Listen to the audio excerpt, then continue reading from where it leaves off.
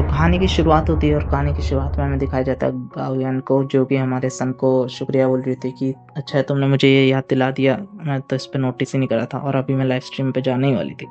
तो फिर हमारे हम श्रेया बोलती है कि अब हमारी श्रेया हम बोलती है उससे कि अब तुमने रिज़ाइन कर दिया तो अब मैं तुम्हें रोक तो सकती नहीं हूँ। सो अब हमें शायद फ्यूचर में अपॉर्चुनिटीज़ मेरे साथ में काम करने की। और भाई अपॉर्चुनिटीज़ बहुत ही ज़्यादा बड़ी-बड़ी है यार, सच में। और वो उससे विश करती कि मैं होप करती हूँ कि तुम्हारा एक फ्यूचर ब्राइट हो। और फिर ये सोचती भाई हमारा सन तो एकदम शॉक हो जाता है कि भाई अभी-अभी मैंने इसको इसका फ्लॉ बताया और उसके बाद भी ये कितनी ज़्यादा काम है और मेरे से तब भी कितने अच्छे से बात कर रही है। और अगर इसकी जगह कोई और लड़की होती तो भाई वो तो अभी तक मेरे सर पे चढ़ जाती। और ये अभी भी कितना अच्छा बनने का नाटक कर रही है। क्या ये नाटक कर रही है इतने अच्छे बनने का या फिर ये सीरियस है? और भाई मैं सच बता दूँ तो ये अच्छी ही है सच में, आगे जाके पता लग जाएगा तुम्हें वैसे भी। और फिर हमारी गावियान बोलती कि हम वैसे भी अच्छे खासे कलीग रह चुके हैं और अब तुम मुझे छोड़ के जा रहे हो तो, और तुमने मुझे काफ़ी टाइम तक मैनेज भी करा है, तो इसलिए आज रात मैं तुम्हें ट्रीट दूंगी, तुम्हारा फेयरवेल डिनर। तो फिर और अगर तुम्हें तब भी जॉब ढूंढने में कोई भी अगर दिक्कत आए तो तुम मेरे से बात कर लेना, वैसे भी मेरी इंडस्ट्री में काफ़ी बॉसेस के साथ अच्छी खासी बातचीत है और वैसे भी तुम्हारी स्किल्स तो काफ़ी ज़्यादा अच्छी है, तो तुम्हें ज़्यादा स्ट्रगल तो करना नहीं पड़ेगा अपॉर्चुनिटीज़ फाइंड करने के लिए। और हमारे सन के भाई तो हमारे सन के दिमाग में तो एकदम उल्टी-पुल्टी चीज़ें चल रही होती है और वो सोच रहा था कि भाई इसे मेरी लो एजुकेशन के बारे में पता ही है, लो एजुकेशन के बारे में पता ही है, तो ये मेरा मज़ाक उड़ा रही है पक्का। पर वो इसके बारे में ज़्यादा ध्यान नहीं देता। तो फिर वो उससे बोलता है कि तुम्हें पार्टी नहीं देनी चाहिए, बल्कि वो मैं हूँ जिसे तुम्हें पार्टी देनी चाहिए। सो आज की ट्रीट मेरी तरफ से। पर फिर वो हमारे सन से बोलते कि नहीं, मैं तुमसे पार्टी कैसे ले सकती हूँ, वैसे भी तुम्हारी सैलरी तो कुछ ज़्यादा है नहीं, तो तुम्हें अपने पैसों को बचाना चाहिए और आज की पार्टी मेरी तरफ से। सो फिर हमारा सन उससे बोलता है कि हाँ, जैसा कि मैं आज छोड़ रहा हूँ तो तुम्हें इतना ज़्यादा मतलब वो ज़्यादा होने की ज़रूरत नहीं है कोलैबोरेट, और वैसे ही हम फ्यूचर में कोलैबोरेट करेंगे तो ये हमारी कोलैबोरेशन पार्टी समझ लो मेरी तरफ से। और वो उसे थैंक्स करता है कि थैंक्स सिस्टर गावियान मेरे को सपोर्ट करने के लिए मेरे इस टाइम में। और वो उससे बोल रही थी कि और अब मुझे पता लग रहा है कि तुम अब यहाँ से छोड़ के जा रहे हो, तब मुझे पता लग रहा है कि मैं तुम्हें अभी तक अच्छे से जानती ही नहीं हूँ। तो फिर हमारे सन उससे बोलता है कि वैसे भी मेरा पैकअप हो ही चुका है, तो अब मैं यहाँ से निकल रहा हूँ, मैं तुम्हें कांटेक्ट कर दूंगा डिनर के लिए, ठीक है, आफ्टर वर्क। सो फिर वो ये बोल के वहाँ से निकल जाता है।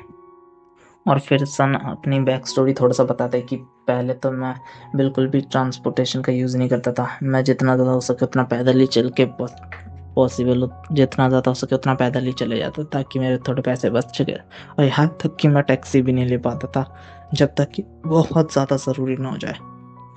और जब रात के 11 बजे के बाद पब्लिक ट्रांसपोर्ट बंद हो जाता उसके बाद ही मैं कभी कभार कार रेंट पे लेता था, वो भी पूल करके। और जब तक कि कार पूलिंग भी एक लग्जरी है मेरी डेली लाइफ में, पर आज मैं एकदम लग्जरी कार में बैठूंगा। सो एकदम लग्जरी कार बुक कर लेता है अपने लिए, और जिसका अमाउंट होता है भाई 69.75 युआन, जो कि मैं बता दूं भाई नियरली ना करके भी भाई काफ़ी दिन की सैलरी हो जाएगी हमारे बंदे की। तो फिर हमारे सन के पास एक लग्जरी कार आके रुक जाती है और उसका ड्राइवर से बोलता है कि प्लीज़ सर अंदर बैठिए। तो फिर हमारा सन सोचता है कि ओह, तो इसलिए से लग्जरी बोलता है, इसे यहाँ आने में बिल्कुल भी टाइम नहीं लगा और इतनी ज़्यादा लग्जरी भाई साहब। फिर हमारा सन उससे बोलता है कि इतनी ज़्यादा स्मूथ लाइन, इतना अच्छा इंजन साउंड, ओ भाई साहब। और फिर हमारा सन सोचता है कि भाई मैंने अपनी ज़िंदगी में बहुत ही ज़्यादा बड़ा लीप ले लिया। लीप क्यों, देखो कि पहले वो पैदल चलता था और अब ना वो नॉर्मल कार में जा रहा है जबकि लग्जरी कार को उसने बुक कर दिया। तो ये बहुत बड़ा लीप ही हो गया। आज मैं टोटली एक डिफरेंट बंदा हूँ। और उसका ड्राइवर उससे बार बार बोलता है please sir get in the car. और फिर तभी उसके सामने उसके सिस्टम की विंडो आ जाती है और जो उससे बोलते हैं कि होस्ट बहुत ज़्यादा जेनरस फील कर रहा है, टैक्सी का प्राइस देखे बिना उसने टैक्सी को बुला लिया। इतना बड़ा काम करके उसको रिवॉर्ड मिल रहा है, 50,000 युआन का रिवॉर्ड मिल रहा है भाई साहब, लिटरली 50,000 युआन। और फिर उसका ड्राइवर उससे पूछता है कि बॉस मैं आपको कहाँ छोड़ूं। तो फिर उससे बोलता है कि बॉक्सिंग रोड पे इंटरसेक्शन के वहाँ मुझे छोड़ देना, मैं वहाँ से खुद ही चले जाऊँगा पैनकेक शॉप में। और फिर ये बोलते ही ड्राइवर अपना एक्सेलरेटर पे जैसे ही पाँव रखता है भाई एकदम से पुश आता है और सन सोचता है कि तो ऐसा फील करता है एक लग्जरी कार का पुश। और फिर हमारी कार पैनकेक शॉप के आगे आके रुक जाती है और उसकी गाड़ी से निकलता है हमारा सन। और उस पैनकेक शॉप की ओनर उससे बोलती कि अच्छा सन, तुम यहाँ पे वापस आ चुके हो, तो तुम्हारा तो सेम ही ऑर्डर रहेगा ना जो कि तुम हमेशा यूजुअली यूज़ करते हो, एक pancake without egg and sausage, है ना। तो फिर हमारा सन बोलता कि नहीं, आज मुझे चाहिए, आई वांट 2 एक्स्ट्रा एग के साथ और 2 प्योर मीट की सॉसेजेस भी मुझे उसके साथ चाहिए। और फिर अपना थोड़ा सा पास्ट में सोचते कि जब मैं 5,000 युआन कमाता था महीने का, तब मैं 800 युआन तो रेंट पे ही भर देता था और टोटल 20 युआन होते थे मेरे पास खर्च करने के लिए, जिसकी वजह से मैं अपने डेली फूड पे सिर्फ एक पैनकेक ही खरीद पाता था जो कि 8 युआन का होता था विदाउट एग के। इसलिए मैं विदाउट एग वाला ही पैनकेक हमेशा लेता था क्योंकि वो हमेशा सस्ता पड़ता था। और मैं अब 8 युआन के उससे सीधा 15 युआन की मील पे आ चुका हूँ। ये सच में एक बहुत बड़ी जंप है। और ना सिर्फ मैंने 2 एग एक्स्ट्रा डलवाए बल्कि 2 मीट सॉसेजेस भी एक्स्ट्रा मंगवाई है। ये सच में एक बहुत बड़ा लीप है। और वो सब ये सोच के खुश हो ही रहा होता है। और ये सब सोच के हमारे उसके आसपास के लोग यही सोच रहे थे कि हम ऐसा शो ऑफ कब करेंगे। भाई ये भी शो ऑफ करने वाली चीज़ है सच में। और फिर इसके बाद हमारा सिस्टम दोबारा से उसके सामने अपेयर हो जाता है और बोलता है कि आपने अपनी लाइफ में एक अच्छा खासा लीप लिया है। पहले आप बिना एग के पैनकेक खाते थे और आप अब एग के साथ सीधा मीट सॉसेज भी ऑर्डर करा है, तो इसलिए आपको रिवॉर्ड के तौर पर 20,000 युआन मिल रहे हैं। भाई लिटरली यार क्या सिस्टम है, मैं तो बोलूँगा क्या ही सिस्टम है। और फिर वो सब लेके वहाँ शॉप से निकल जाता है और सोच ही रहा होता है कि वाह यार क्या जिंदगी हो गई है मेरी। और अगली बार अब मैं 5 एग एक साथ डलवाऊंगा अपने पैनकेक पे और ज़्यादा मज़ा आ जाएगा। और फिर हमारा सन सोच रहा था कि जब मैं गरीब था, जब मैं पढ़ रहा था, तब मैं इतना ज़्यादा ब्रोक था कि मैं एंटरटेन करना भी अफोर्ड नहीं कर सकता था अपने आप को।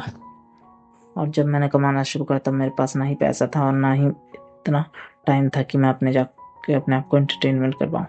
सो अब मैं एक नॉर्मल आदमी की तरह अपने आप को एंटरटेन करना चाहता हूँ। और फिर वहाँ से निकल जाता है। तो सोचता है कि मुझे एंटरटेन करने के लिए कहाँ जाना चाहिए। सो एक बिल्डिंग के आगे आ जाता है और फिर उसके दिमाग में आइडिया आता है कि हाँ, मैं ये भूल कैसे गया। अब मेरे पास इतना सारा पैसा है तो मुझे शॉपिंग मॉल में जाना चाहिए शॉप करने के लिए। और वैसे भी मैं आज डिनर पे जा रहा हूँ एक खूबसूरत लड़की के साथ, तो फिर वहाँ पे तो अच्छे खासे कपड़े लेके ही जाने पड़ेंगे। और वैसे भी वहाँ के रेस्टोरेंट्स के अलग अलग ड्रेस कोड होते हैं, तो मुझे ड्रेसेस लेनी पड़ेगी। और मेरी अभी की आउटफिट तो बिल्कुल भी स्टैंडर्ड नहीं है। और फिर ये सोचते ही सोचते हमारा मेन कैरेक्टर लसन विटॉन के सामने आ जाता है भाई साहब। और वो और सब भी शॉप्स देख ही रहा होता है, पर उसे भाई इंग्लिश पढ़नी नहीं आती। भाई इंग्लिश पढ़नी नहीं आती, ये बंदे काम करते हैं कंपनी में। सोच लो भाई क्या ही सीन होगा कंपनी का फिर।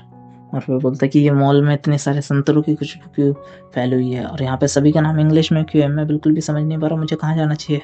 और इतने बड़े मॉल में एक भी एडिडास का शोरूम मुझे क्यों नहीं दिख रहा है। फिर वो अपने आप पे मजाक उड़ाते हुए बोलता है कि देखो मेरी सोच अभी भी कितनी छोटी है कि भाई मैं अभी भी भाई वो छोटा सा शोरूम में ढूंढ रहा हूँ। अब तो मेरे पास इतना पैसा है कि मैं किसी भी स्टोर में जाके कुछ भी खरीदारी कर सकता हूँ। फिर वो लसन विटॉन के शोरूम में जाके घुस जाता है और वहाँ के सेल्स पर्सन से बोलता है कि एक कस्टमर है यहाँ पे। पर सब के सब उसे इग्नोर कर देते हैं क्योंकि सोच रहे थे कि इतना छोटा मोटा कस्टमर ही होगा, के पास इतने सारे पैसे तो होंगे नहीं। वो सब बोल रहे होते हैं मैं बिजी हूँ, मैं यहाँ पे नहीं करना चाहती कुछ। और वो सब तो भाई उसे वहीं के वहीं पूरा स्कैन करने लगते, एकदम जज कर जाते हैं कि भाई इसका हेयर स्टाइल एकदम बकवास है, इसके भाई एकदम शर्ट भी एकदम बकवास है, एकदम कबाड़ से खरीदी हुई है, डिस्काउंटेड तो इसके स्ट्रीट के पैंट्स है। और इसके जूते तो एकदम ऐसा लग रहा है कि भाई इसने बगल वाली स्ट्रीट से उठाया। तो भाई ये बिल्कुल भी वैल्यूएबल कस्टमर तो नहीं होगा। फिर हमारा मेन कैरेक्टर सोचते कि हाँ, ये सब मुझे देखने के बाद भी मुझे ऐसे इग्नोर कर रही है क्योंकि मेरे कपड़े ऐसे हैं, है ना। फिर हमारा मैन कैरेक्टर बोलता है क्या सच में कोई भी मुझे अटेंड नहीं करना चाहता, वैसे भी मैं यहाँ पे कोई ब्रोक नहीं हूँ, मैं यहाँ पे 1.5 लाख युआन की शॉपिंग करने जाता हूँ, करने आया हूँ। तो फिर वो जैसे ही ये बोलता है भाई सारी की सारी सेल्स पर्सन उसके आगे भिनभिनाने लगती है एकदम ही कि सर प्लीज़ प्लीज़ हमने आपका टाइम वेस्ट कर दिया, प्लीज़ इधर आइए, आप इधर बैठिए, हम आपके लिए चाय पानी कुछ लेंगे, आप क्या लेंगे बताइए, मैं वो लेके आते हैं। आपको कहीं भी जाने की जरूरत नहीं है, हम सब आपको यहीं पे ला के दिखा देंगे। आप क्या ढूंढना है यहाँ पे, क्लोथ्स चाहिए आपको, बैग चाहिए, क्या चाहिए सर। और फिर हमें देखा गया था भाई मनी सच में बोल नहीं सकता पर वो बोल सकता है। और फिर वो शॉपिंग करके वहाँ से निकल जाता है। और फिर उसके वहाँ के सेल्स पर्सन बोलता है कि प्लीज़ वापस ज़रूर आइए ना, आइएगा। और फिर सन बोल रहा था कि ज़रूर, लग्जरी स्टोर की सर्विस एकदम एक नंबर होती है, आपको अपने बैग्स भी खुद उठाने की ज़रूरत नहीं होती, आपको बैग्स छोड़ने के लिए भी एक बंदा आता है नीचे तक। फिर वो लड़की उससे बोल रही थी कि सर प्लीज़ अगर आपके पास टाइम है तो आप हमारी ज्वेलरी एप्रिसिएशन इवेंट में भी ज़रूर आना इस आखिरी मंथ। तो बोलता है कि अगर मेरे पास टाइम हुआ तो ज़रूर आऊँगा। फिर वो लड़की उससे बोलती है कि क्या आप चाहते हैं कि मैं आपका सामान आपके रेजिडेंस पे ड्रॉप कर दूँ? फिर वो बोलता है कि नहीं नहीं, इसकी कोई ज़रूरत नहीं, मैं अपने आप ले जा सकता हूँ।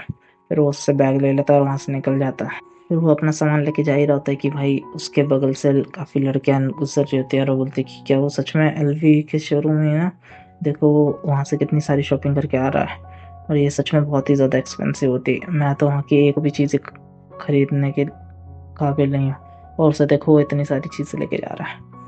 और फिर हमारा सिस्टम दोबारा से अपीयर हो जाता है भाई हमारे उसके सामने और बोलता है कि वाह, तुमने अपने 3 साल की सैलरी भाई एक ही शॉपिंग में उड़ा दी है, तुम बहुत ज़्यादा करेजियस हो गए हो, इसलिए सिस्टम तुम्हें भाई 6,60,000 युआन देता है तुम्हारे इतने बढ़िया बिहेवियर के लिए। पर यार मुझे अभी एक चीज़ समझ आई भाई, हमारा मेन कैरेक्टर यार अच्छा नहीं है यार। अगर उसकी मम्मी अस्पताल में, पहले तो वो उसके लिए छुट्टी लेना चाहता था और अब हमें पता लग रहा है कि भाई वो जैसे ही पैसा आया, देख रहे हो कैसे सिर्फ शॉपिंग वगैरह इन सब पे ही उड़ाने लग रहा है। और वो तो भूल ही गया उसकी मम्मी भी बीमार भी है। इतने में तो भाई कोई बंदा अगर सीरियस हो तो भाई वो निकल नहीं जाता अपनी मॉम से बात करने के लिए, है ना। तो यार मुझे तो यार मेन कैरेक्टर कुछ ज़्यादा अच्छा नहीं लगा। तो यार स्टोरी काफ़ी ज़्यादा इंटरेस्टिंग है, तो बने रहना। तो फिर हमारा मेन कैरेक्टर बोलता है कि मुझे थोड़ा और मेहनत करने की ज़रूरत है एक मिलियनर बनने के लिए, मुझे बस थोड़े से पैसों की कमी है। भाई तुझे मेहनत करना ही कहाँ पड़ रहा है हरामखोर, तो नहीं बोलूँगा मैं। तो इसके बाद हमारा मेन कैरेक्टर तैयार होके एकदम एक बढ़िया से होटल के सामने आ जाता है और वो उसके अंदर जाता है। तो उसके सामने एक लेडी आकर उससे बोलती कि मिस्टर, हाँ आइए मैं आपको आपके रिजर्व रूम की तरफ ले चलती हूँ, प्लीज़ फॉलो मी। तो फिर हमारा मेन कैरेक्टर सोच रहा था कि मैं यहाँ पे कुछ ज़्यादा ही जल्दी आ गया मुझे लग रहा है। तो फिर वो उससे बोलती कि वीआईपी रूम हमारे लिए सेपरेट एरिया में होता है, तो प्लीज़ आप वहाँ पे चलिए और आप तब तक हमारे यहाँ का डेजर्ट वगैरह ट्राई करिए और अपने फ्रेंड्स का वेट कर सकते हैं आप वहाँ पे। फिर हमारा मेन कैरेक्टर सोचता है कि हाँ कपड़े सच में बहुत ज़्यादा मैटर करते हैं, क्योंकि मेरी पिछले टाइम में जब मैं गरीब था तब मैंने कभी भी ऐसा लग्जरी इंजॉय नहीं करा, ट्रीटमेंट इस तरह की जगह पे। सो फिर वो वेट्रेस उसे उसके कमरे में ले आती है और उससे बोलती है कि यहाँ पे आपका चाय पानी डेजर्ट वगैरह सब कुछ है, अगर आपको किसी और चीज़ की ज़रूरत हो तो प्लीज़ आप बेल रिंग करना, और अब मैं आपको डिस्टर्ब नहीं करती, so please enjoy your meal. So फिर हमारा मेन कैरेक्टर सोचा था कि सांग सिटी को 40th फ्लोर से देखना भाई एकदम ही अलग एक्सपीरियंस है, मैंने आपसे पहले ये ऐसा नज़ारा कभी नहीं देखा। जब तक तुम्हारे पास पैसा है तब तक तुम बेस्ट सर्विस एंजॉय कर सकते हो, जब तक तुम्हारे पास पैसा है तब तक तुम उन ऊंचाइयों को छू सकते हो जहाँ तक कोई भी पहुँच नहीं सकता। तो फिर ये सोच ही रहा था कि पहले मुझे ये मनी अपने डैड को भेज देनी चाहिए, पर मुझे लगता है कि वो थोड़ा कुछ ज़्यादा शौक ना आ जाए, इसलिए मुझे थोड़ा कम पैसा भेजना चाहिए। पर वो जैसे ही ट्रांसफ़र का बटन होता है 1 लाख युआन सेंड हो जाते हैं उसके मोबाइल से। और फिर ये सोचता है कि काश मेरे मम्मी पापा को कुछ ज़्यादा ही शौक ना हो जाए इतना पैसा देख के। और फिर तभी हमें सीन दिखाया जाता है भाई, लिटरली सीन, काश मैं सीन यूट्यूब पे डाल पाता। तभी हमें गाओयान का सीन दिखाया जाता है और जो कि अपने लाइव स्ट्रीम में बोल रहे थे कि अगर आपको तब मेरा डांस इतना ज़्यादा पसंद आ रहा है तो प्लीज़ मुझे रॉकेट सेंड करिए जल्दी जल्दी थोड़ा। और फिर वो अपने टॉप फैन से बोल रहे थे कि प्लीज़ मेरे टॉप फैन आपके रॉकेट्स को सभी बहुत ज़्यादा मिस कर रहे हैं, तो प्लीज़ जल्द से जल्द। और भाई यार सीन, यार छोड़ो एक्सप्लेनेशन यार, थोड़ा बाद में देता हूँ, सीन एंजॉय करने दो यार। यार अगर मैं ये सीन डाल पाता ना काश यूट्यूब पे, भाई बवाल मच जाता सीरियसली। और फिर अपने टॉप फैन से बोल रही थी कि अभी आपको अपना डोमिनेंस दिखाने का वक्त आ गया है, तो प्लीज़ जल्द से जल्द रॉकेट भेजिए। और तभी हमारा सन सोच रहा था कि मैंने गायन को लोकेशन और तो भेज दी है रेस्टोरेंट की, पर अभी तक उसने वो देखी नहीं है, वरना उसने रिप्लाई करा था वो पक्का लाइव स्ट्रीम कर रही होगी। और तभी हमारा मेन कैरेक्टर भी उसे रॉकेट सेंड कर देता है। और फिर वो लाइव स्ट्रीम ये कह के बंद कर देते कि आज के लिए बहुत हुआ, सो कल मिलते हैं, सो आज के लिए इतना ही, कल मिलते हैं, ठीक है। और फिर हमें गायन को दिखाया जाता है जो बहुत ही ज़्यादा थक चुकी होती है भाई डांस कर करके। और तभी उसके कमरे में 2 लड़कियाँ और एंटर करती है और वो उससे बोलती कि तो आज हमारा क्या खाने का कहाँ जाके खाना खाने का प्लान है गायन। तो गायन बोलती कि आज मेरे पहले से ही कुछ प्लान है, तो तुम अपना देख लो। तो फिर वो लड़कियाँ उससे बोलती कि अच्छा तुम्हारा प्लान है, तो तुम क्या शुगर डैडी के साथ जाके अपनी पार्टी बनाने वाली हो, ये तो बताओ हमें। तो फिर गायन उसकी तरफ घूर के देखती है, क्या बात कर रही हो तुम, क्या बकवास कर रही हो तुम जानते हो कि मैं ऐसी लड़की नहीं हूँ। तो फिर हमारी गायन उसे बताती है कि नहीं, तुम उसे जानती हो पहले से ही, और मैं उसी के साथ लंच पे जा रही हूँ। तो फिर वो लड़की उससे बोलती कि तुम अभी उसे भूल नहीं पा रही क्या, उसने तो अपनी जॉब छोड़ दी और वो तुम्हें कैसे डिनर पे लेके जा सकता है, उसकी तो सैलरी भी इतनी नहीं है। तो फिर गायन बोलती है कि बकवास मत करो, वैसे भी उसने मेरी काफ़ी ज़्यादा हेल्प करी है अपने ऑपरेशन मैनेजर के तौर पे, तो मैं और उसने अब रिज़ाइन भी दे दिया है। सो मैं उसके साथ मतलब मैं उसे ट्रीट करना चाहती हूँ, इसलिए मैं जा रही हूँ। मतलब ट्रीट दे रहा है वो मुझे, जो भी हो। सो फिर उसके फ्रेंड उससे बोलते हैं कि अच्छा वो ट्रीट दे रहा है तो फिर कैसा रहेगा कि मैं भी तुम्हारे साथ चलूँ। सो बोलते कि क्या तुम भी मेरे साथ जाना चाहती हो। बोलते कि ठीक है, पर हम किसी नॉर्मल सी जगह पे जाएंगे खाना खाने के लिए, ठीक है ना। और अगर हम किसी महंगी जगह पे गए तो फिर अगर उसका बिल आया तो वो तुम्हें ही पे करना पड़ेगा, ठीक है, क्योंकि मैं नहीं चाहती कि उसके पे कुछ ज़्यादा बर्डन हो। सो फिर वो उससे बोलते कि अच्छा ठीक है, वैसे भी मैं पूरा दिन काम करके बहुत थक गई हूँ, तो फिर ये एक ट्रीट होगी मेरे लिए अपने आप को। तो फिर वो उससे दूसरी लड़की से भी पूछते कि शेनी आओ, तुम भी आना चाहती हो हमारे साथ, तुम भी हमारे साथ चलो। तो बोलते कि ठीक है पक्का, हम वैसे भी किसी का फ़ायदा नहीं उठाएंगे। और असल में उस लड़की को भाई सन की सच्चाई पता होती है कि भाई वो कितना ज़्यादा गरीब है, कि वो पैनकेक में भाई एक एग तक खरीदने की तो उसकी औकात नहीं, वो इसलिए महंगे रेस्टोरेंट में तो जाएगा नहीं किसी भी। तो फिर वो उससे बोलती कि अच्छा ठीक है हम चलते हैं, बस मैं अपना मेकअप रिमूव वगैरह करके तुमसे पार्किंग लॉट में मिलती हूँ, ठीक है। और फिर वो अपना मेकअप वगैरह उतारने लगती है। और फिर हमें पार्किंग लॉट का सीन दिखाया जाता है जहाँ पे हमारी गायन अपनी गाड़ी की चाबी निकालते हुए अपनी गाड़ी को अनलॉक करती है। और ये देख के तो भाई हमारी दोनों की दोनों बाकी लड़कियां भी जल जाती है कि भाई गायन के पास कितनी सही कार है, ठीक है ना। तो फिर हमारी गायन उससे बोलती कि अगर तुम्हें भी ये सब करना है तो तुम भी एक डांस स्ट्रीमर बन के क्यों नहीं देखती। तो उससे बोलते कि नहीं नहीं नहीं, मैं डांस स्ट्रीमर कैसे बन सकती हूँ, उसमें तो बहुत ज़्यादा मेहनत लगती है, बहुत ही ज़्यादा स्टेमिना चाहिए होता है उसके लिए, पूरी सुबह से लेकर रात तक नाचो लोगों के लिए, ये मेरे से नहीं होगा। मैं तो सिर्फ वेट कर रही हूँ एक सॉफ्ट हार्टेड टॉप फैन का जो कि मेरे लिए ये सब कर दे एकदम आसानी से, समझ रहे हो ना। तो फिर वो उससे बोलते कि शान किंग तुम कुछ ज़्यादा ही सोचती हो। तो उससे बोलते कि शान यान तुम्हें कुछ ज़्यादा ही सोच रही हो, हमारी इंडस्ट्री में वैसे भी कुछ ज़्यादा स्पॉन्सर्स हैं नहीं, और जो है भी तो फिर उनके साथ हमें मतलब रिलेशन ढंग से मैनेज करके रखना चाहिए, हमें उनके ज़्यादा क्लोज नहीं जाना चाहिए वरना वो हमें भी तबाह करके रख देंगे। सो फिर वो उससे बोलते कि गायन क्या हमारे ड्रीम्स भी नहीं हो सकते क्या। तो फिर बोलते कि अच्छा अच्छा ठीक है, तुम्हारे ड्रीम्स होने चाहिए तो सोचते रहो और आराम से सपने देखते रहो। और फिर हमारी तीसरी लड़की से थी कि अच्छा तो तुम क्या सोचते हो कि गायन ने ये गाड़ी क्या अपने से खरीदी है, मुझे तो लगता है वो भी किसी के साथ मतलब सेलेक्ट हुई है ताकि उसे टॉप 1 रैंकिंग में हो सके। तो फिर बाकी लड़के बोलते अच्छा ये सब छोड़ो, हम कहाँ जा रहे हैं वैसे खाना खाने के लिए। तो फिर हमारी गायन उससे बोलती कि अच्छा मैंने देखा ही नहीं ये तो फिर वो अपने मोबाइल में चेक करती है। तो बोलते कि वो देखते शॉक हो जाती है लोकेशन को और बोलते कि ये कैसे हो सकता है। सो फिर वो बाकी लड़कियां उससे बोलती कि ये कुछ ज़्यादा ही चीप होगा इसलिए अभी से शॉक हो गई है। सो ठीक है, बाय बाय।